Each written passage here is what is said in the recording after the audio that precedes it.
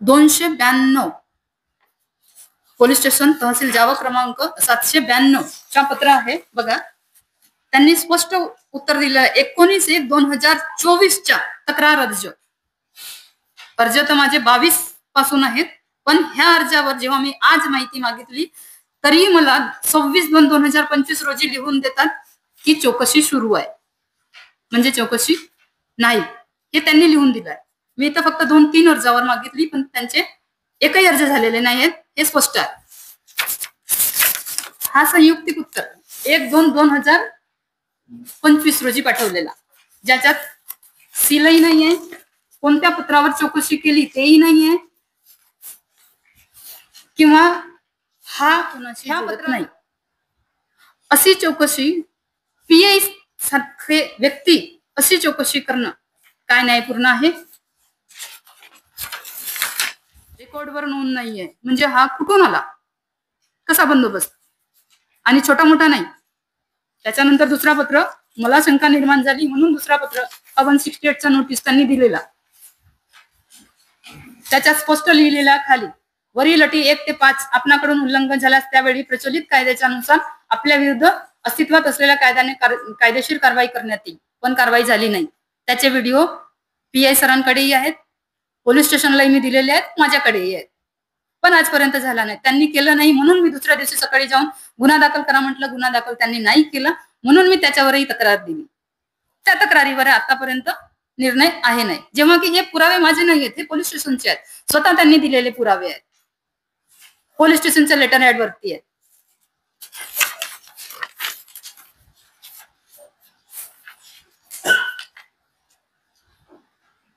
Police स्टेशनचा जावक 789 2025 6/2/2025 काय म्हणतो, अबू आजमी आलेला होता कार्यक्रमात, आमदार होते ते. आमदाराला कोणत्या व्हीआयपी कोट्यामध्ये आमदार येतात, कोणती कॅटेगरी आहे, मग कसा व्हीआयपी बंदोबस्त? आता त्यांनी हे खाली दिलं, जे लोक हजर होते त्या बंदोबस्तामध्ये ह्या लोकांचं बयान किंवा झालं नाही झालं, यांनी कसे गेले, काय त्यांना 168च्या नोटीसचं किंवा विवादित आहे म्हणून त्यांना माहित नाही होतं.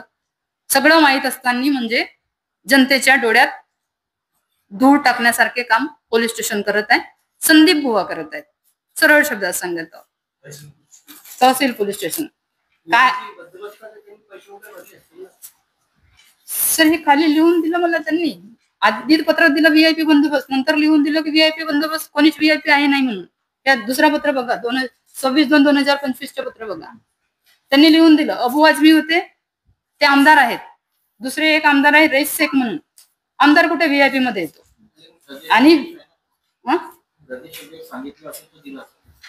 सर पाहिजे ना पत्र, मी पत्र मागितलं ना त्यांना, पत्रही नाही दिलं ना त्यांनी. पत्र मागितलं की वरिष्ठ अधिकाऱ्याकडून, हे तुम्ही 789चं पत्र अगर वाचलं, याच्यात दिलेलं आहे त्यांनी 26 तारखेचं. असा कोणताच बंदोबस्त पुरवला, व्हीआयपी बंदोबस्त पुरवला नाही, पहिल्याच मुद्द्यामध्ये लिहून दिलेला आहे त्यांनी. सर सीपी साहेबांच्या खोटं बोलतात ना, सीपी साहेब मोक्यावर येऊन तर पाहू शकणार नाही. सीपी साहेबाजवळ समोर बसून मीटिंग मध्ये डीसीपी एसीपी सीपीच्या मौजूदगीमध्ये ते खोटे बोलतात, आणि असे खोटे बोलतात ते ज्याचा प्रमाण देऊ शकत नाही त्या गोष्टी खोटे बोलतात. हे तर मला मिळालं, हे तर सीपी साहेबांपर्यंत असेलही नाही. हे आता सर हे बघा ना, 26/2 पत्र मिळालं मला. आता मी जाणार आहे, त्याच्या आधी म्हणून कॉन्फरन्स घेतली. दुसरा पत्र लास्ट मध्ये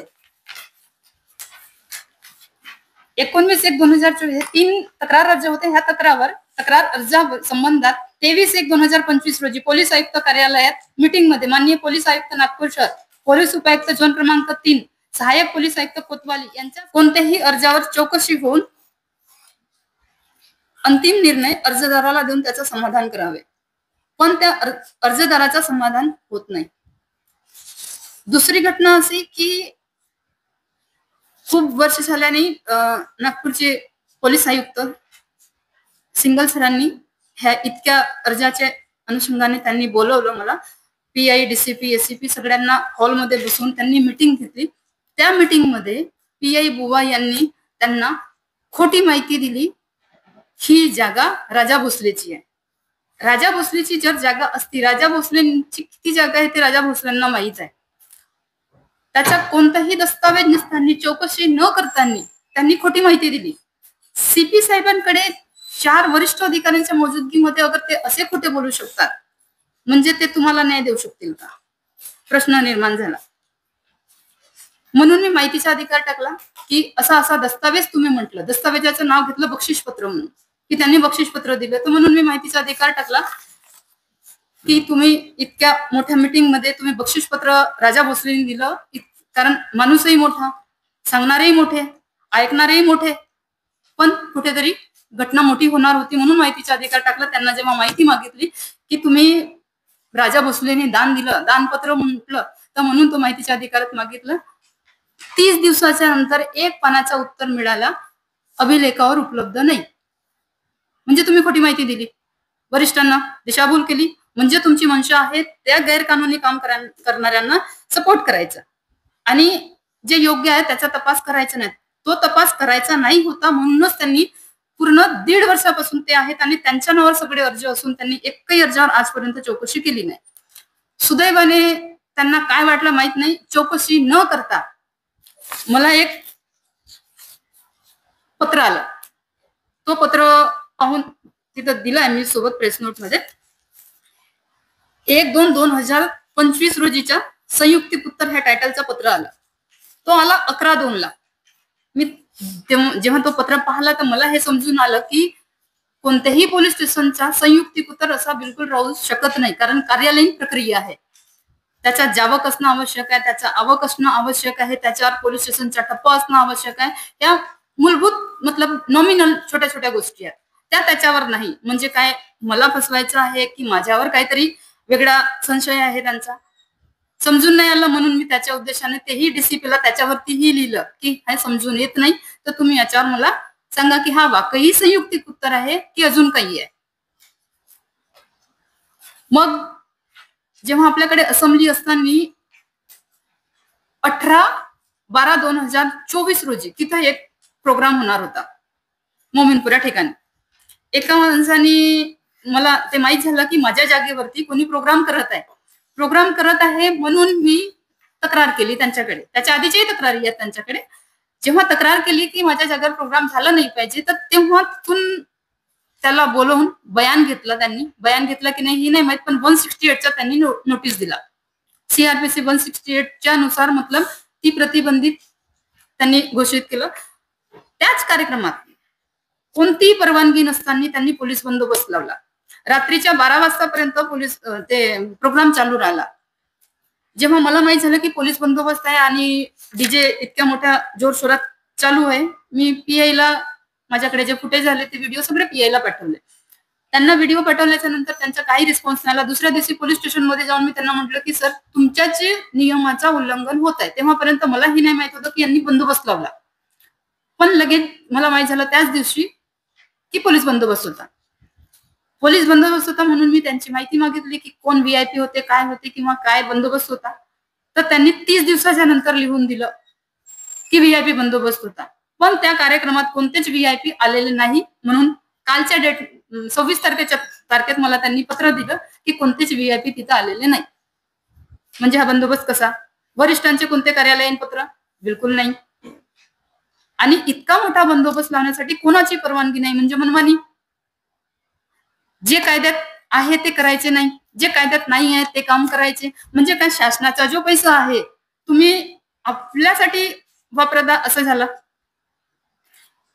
दुसरी गोष्ट, त्यांच्याकडे असलेले सगळे पुरावे त्यांच्याकडे आहेत. कोण काय करतात त्या क्षेत्रात अवैध मदरसे अंदाजन किती असतील, मी सगळ्यांची तफ्तीश केली नाही म्हणून मी बोलू नाही शकणार किती असतील म्हणून. पण माझ्या निदर्शनात एक असा मदरसा आहे ज्याची मी पूर्ण तफ्तीश केली. सगळे डॉक्युमेंट धर्मादाय आयुक्त, वक्फ बोर्ड सगळ्यांकडून असा कोणता मदरसा आहे म्हणून तफ्तीश केली. जेव्हा मी तफ्तीश केली तर माझ्याकडे सगळे दस्तावेज जमा झाले की असा कोणताच मदरसा रेकॉर्डवर नाहीये किंवा ह्या व्यक्तीचा आहे असा बिलकुल नाहीये. त्या माणसानी 3 माळ्याची बिल्डिंग उभी करून टाकली, पण त्या अर्जावर आजपर्यंत पोलिसांनी निर्णय दिला नाही. अवैध बांधकाम गैरकानूनी आहे, हायकोर्टाचे आदेश आहे, पोलिसांनाही माहित आहे, सगळ्यांना माहित आहे. तरी 3 मजली बांधकाम झाला. 3 मजली बांधकाम म्हणजे अंदाजन 50-60 लाख रुपयाच्या कमी होऊ शकत नाही. तो 50-60 लाख रुपये कुठून आला? मदरसा वाकई होता का? कोण शिकत होते? कोण विद्यार्थी